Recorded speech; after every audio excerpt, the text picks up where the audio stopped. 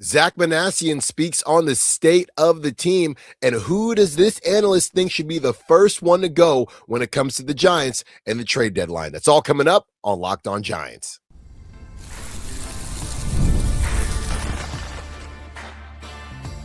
You are Locked On Giants, your daily San Francisco Giants podcast, part of the Locked On Podcast Network, your team every day. What's up, y'all? Welcome to Locked On Giants, part of the Locked On Podcast Network. My name is Alan Stiles, talking about the San Francisco Giants Monday through Friday. Today, we are discussing Zack Minasian. He did his, bi-weekly, weekly hit on the flagship, and he has some things to say about the state of the team. We also discuss who should be moved. There's an article from ESPN, and it's basically breaking down a player every team should trade or trade for in July. So we'll give you who that player is for the Giants. And then we have a Rockies preview. Today's episode is brought to you by FanDuel. The biggest stage in world soccer is here. Let there be goals on FanDuel. Visit FanDuel.com to get started now. Okay, so they've been doing these hits on KNBR, Buster, obviously Tony Vitello, Zack Minasian. I believe it was last week when they reversed it a little bit and threw Larry Bear out there, and that kind of threw a wrench in things.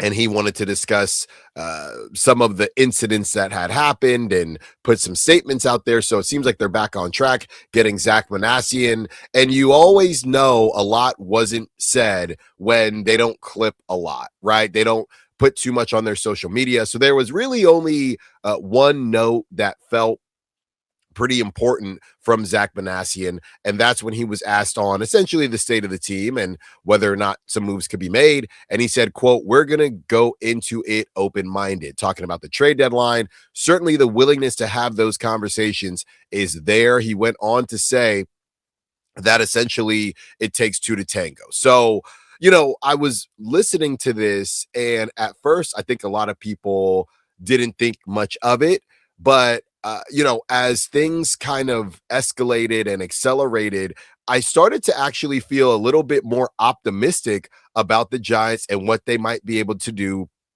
at the trade deadline. And why that is because I'm not really sure how deep of conversations are being had yet across the board, right? It would be one thing, like right now is NBA free agency. So if your team hasn't made a move, you could say, hey, what's going on? Because other teams are making crazy moves. They're making crazy trades. So you can say, why is my team doing nothing? That's not the case for the Giants and the trade conversations, right?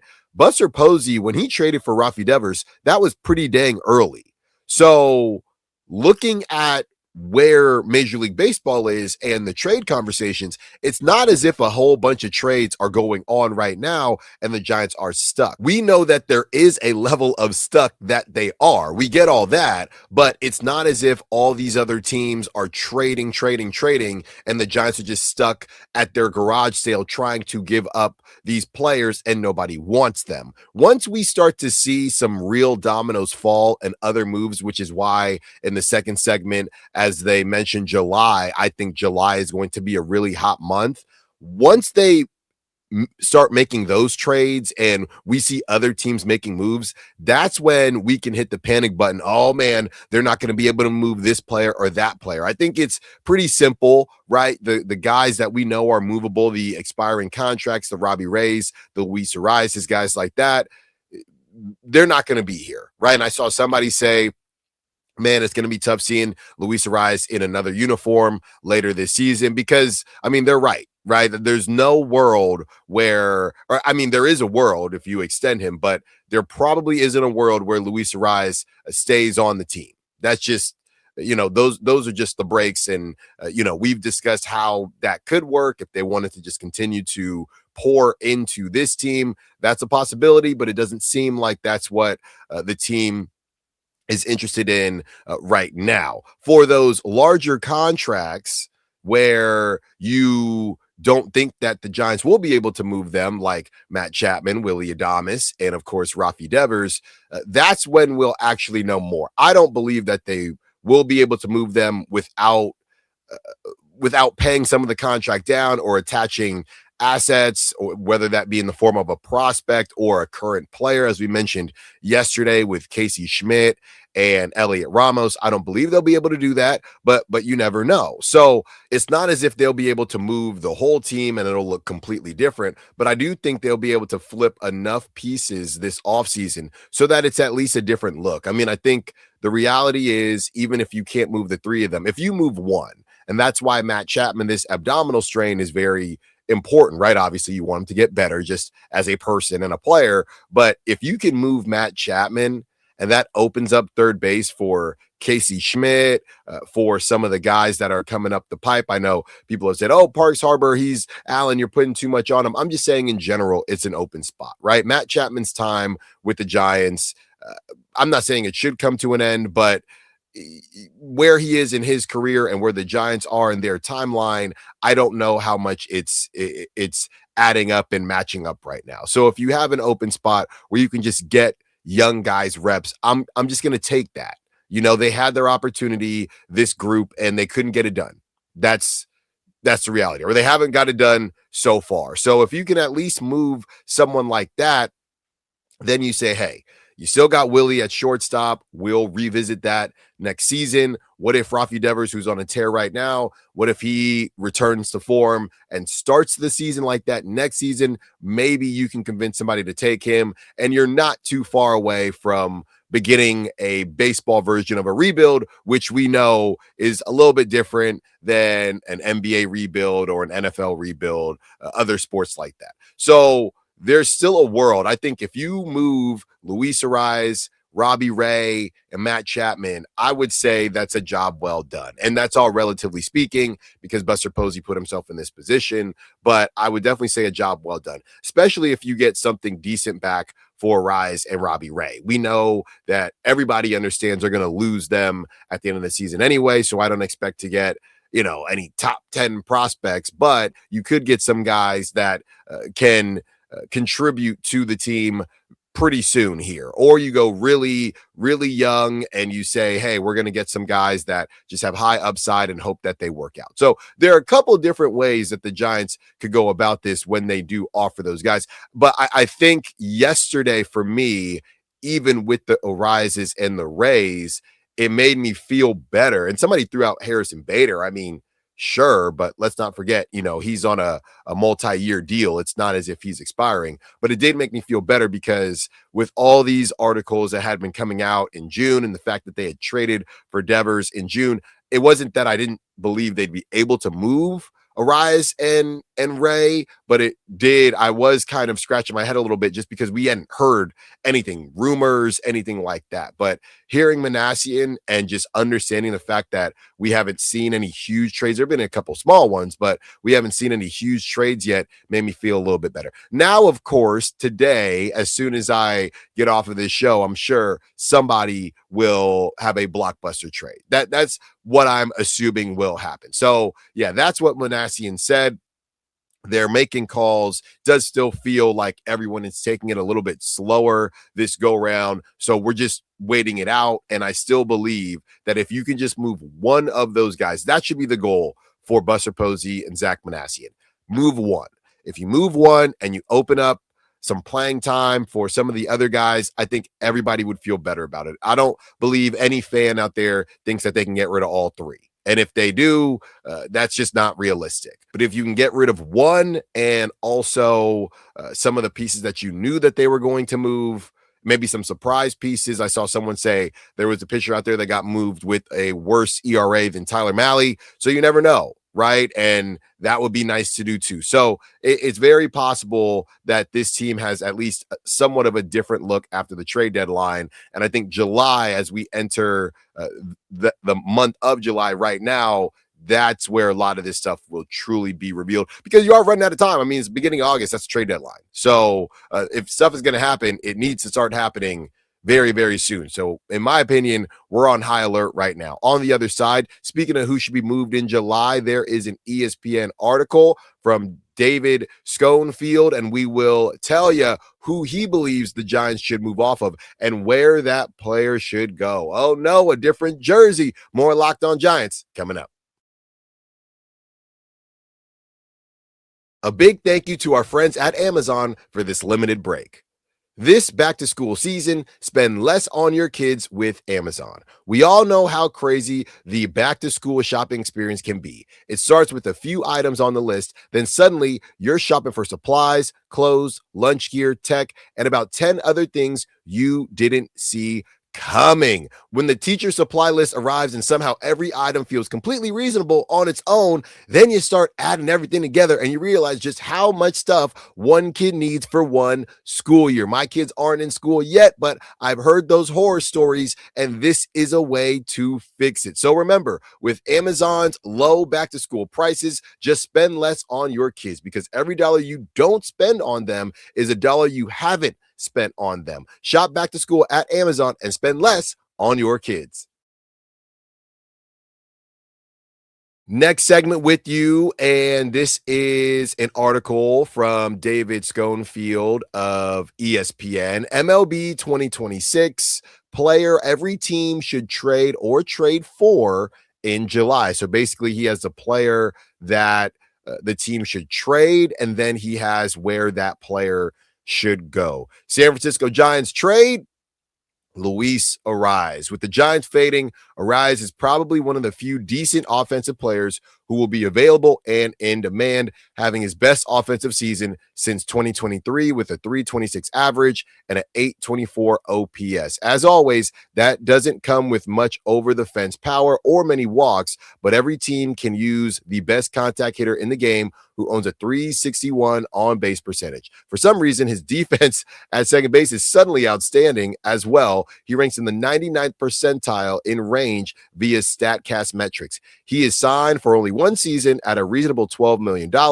which will make him an attractive trade option once the Giants realize they're not going anywhere. Dang, David. Okay, we respect it. Now, where should Luis Arraez go? Luis Arraez is a good fit for Cleveland and a perfect fit for Texas. The Guardians need an impact bat, but impact power bats are hard to find. Plus, 1/3 of Arraez's $12 million salary is more to their liking. The question is where to play him with rookie Travis Bazana at second base. You could play Arraez at first base, where he has played in the past, or just DH him, although that feels like a waste of his new defensive ability. Or maybe you play him at second and let Bazana take most of the DH at-bats. Either way, Arraez will provide some on-base skills at the top of the lineup that the Guardians have been missing with Steven Kwan's collapse at the plate. The Rangers have started 6 different players at second base, with light-hitting journeyman Nicky Lopez getting the starts there of late. So Arraez is obviously an upgrade.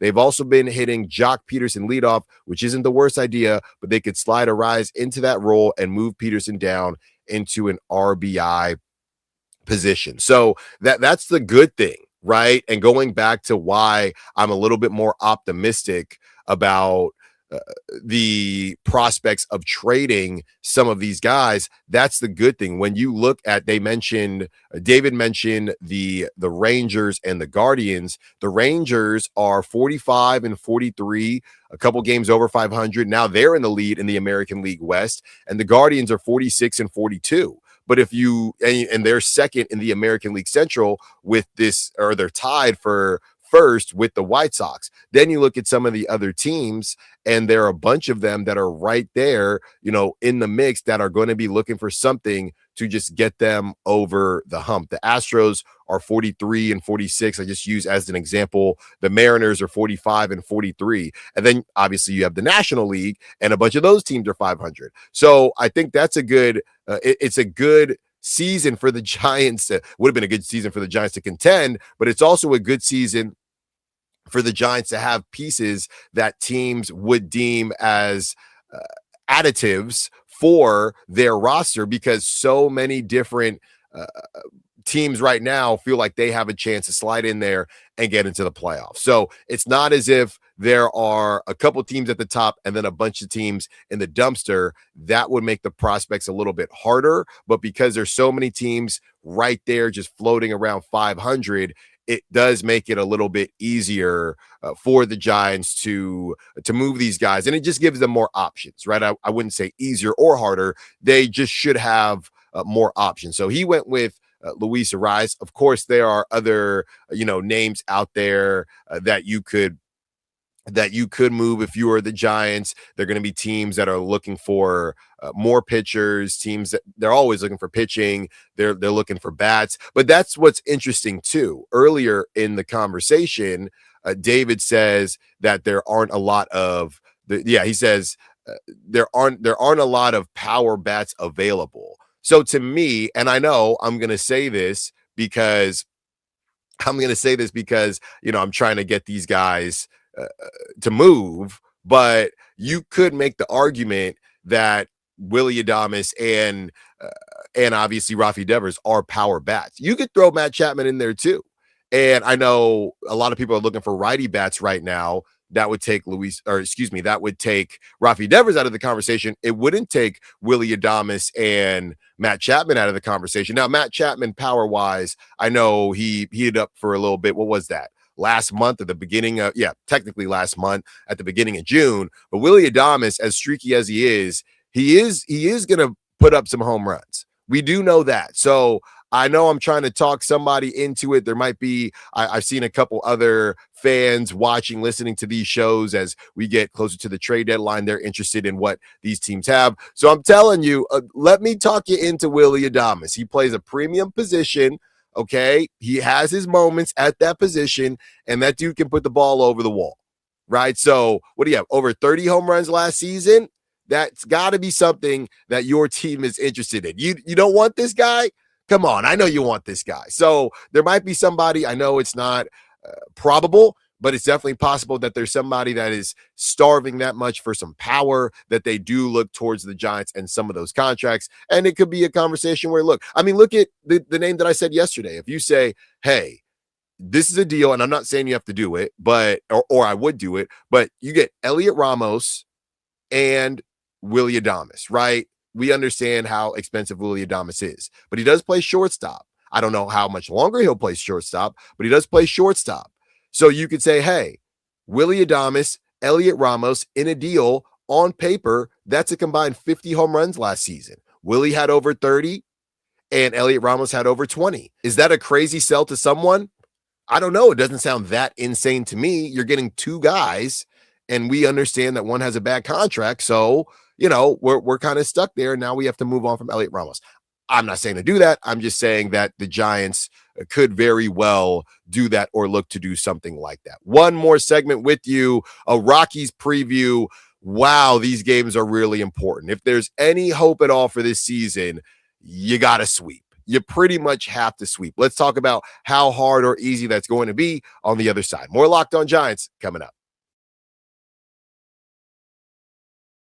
The biggest stage in world soccer is here, and every match feels like it has the potential for a memorable moment. One goal can completely change the energy of a game, shift momentum, and alter the outcome in an instant. That's what makes tournament soccer so exciting, from opening whistle to final kick. Now, FanDuel is giving fans another reason to stay locked into every match with every goal pays. Bet on a match and get bonus bets for every goal scored in that match. More goals means more bonus bets. All you have to do is turn on your token. We've all seen those matches where it's scoreless for what feels like forever, and then one goal completely flips the game. I was watching a bunch of those yesterday. Suddenly, everyone's pressing, the crowd comes alive, and the final 20 minutes become must-watch television. And we know that's what it's going to be when USA takes on Belgium. That's going to be a crazy, crazy matchup. And now you get to benefit from each goal scored. From opening whistle to final kick, let there be goals on FanDuel. Visit FanDuel.com to get started now.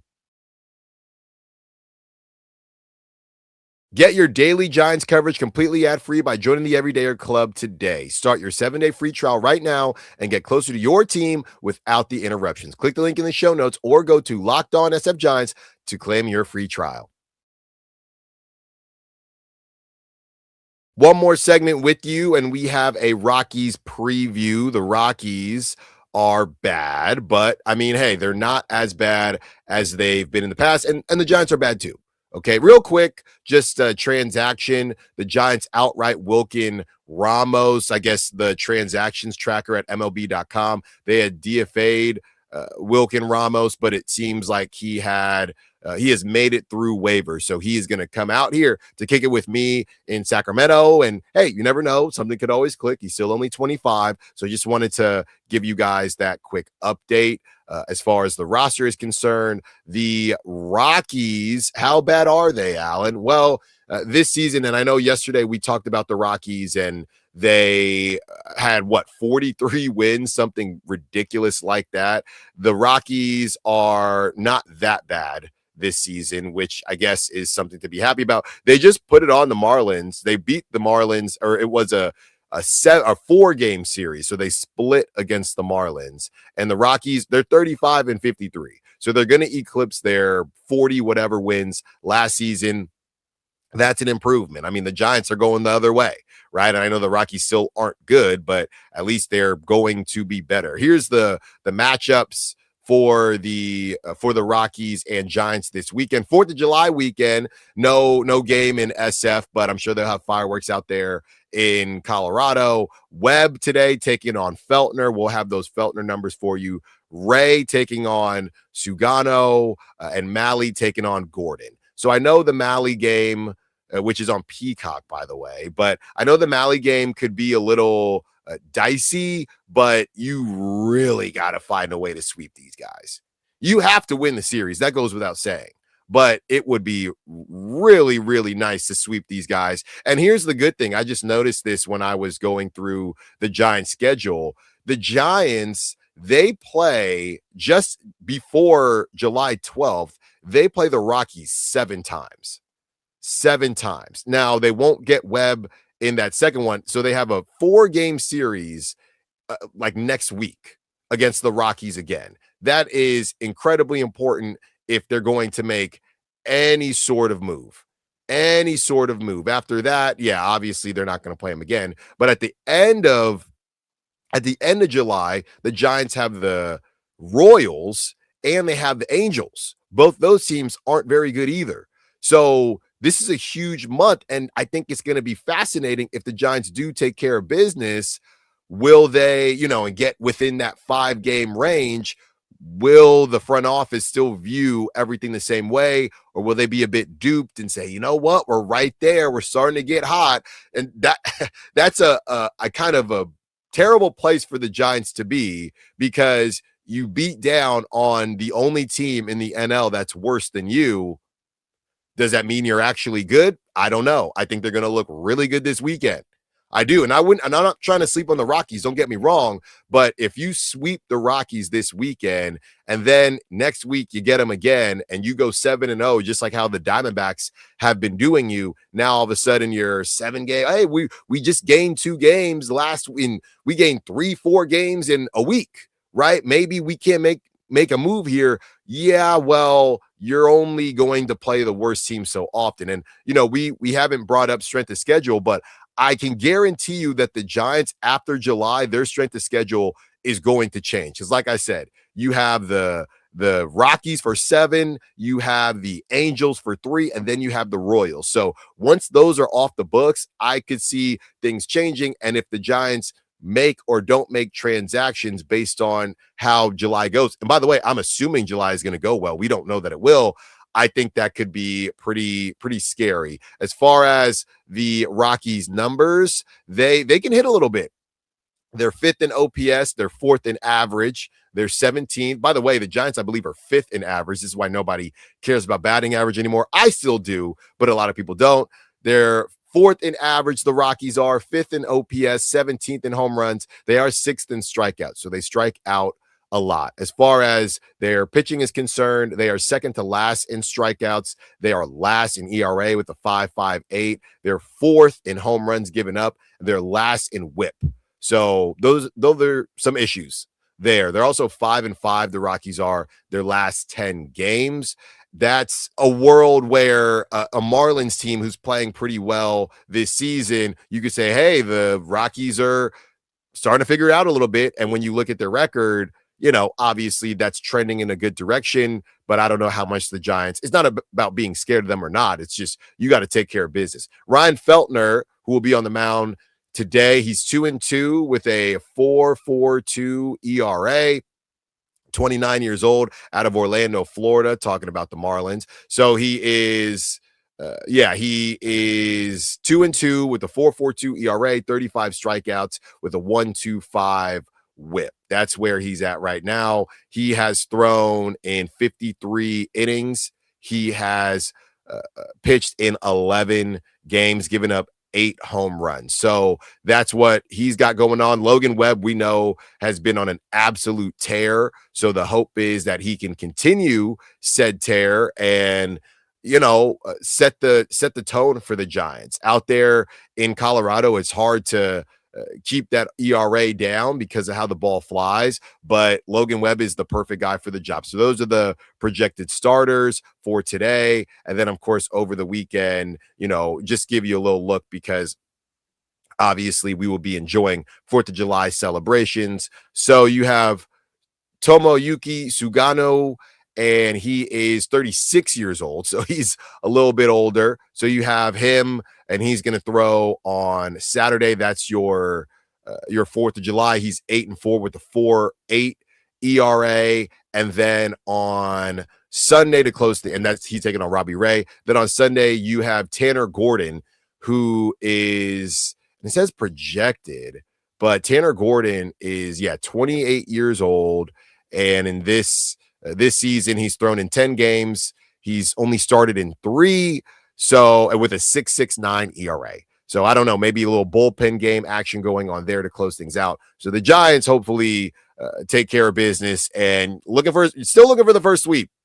Still looking, right? It just hasn't happened yet. And they were so close with the A's, but it just hasn't happened. Will it happen this season? I have no clue. Thank you for listening to Locked On Giants. Thank you for watching Locked On Giants. Be sure to follow me on social media at @_Styles Files, Styles with an I. If you never miss an episode, the Everydayer Club is built for you. Get Locked On Giants ad free, plus members only Discord access and more. Head to Locked On SFGiants at supercats.com to join the club. For those of you on video, we send you to the first ever 24/7 National Locked On Podcast Network YouTube channel. On audio, make sure you make your second listen Locked On MLB. We will talk to you on Monday. Everyone, enjoy your weekend. Enjoy the holiday. Until then, peace.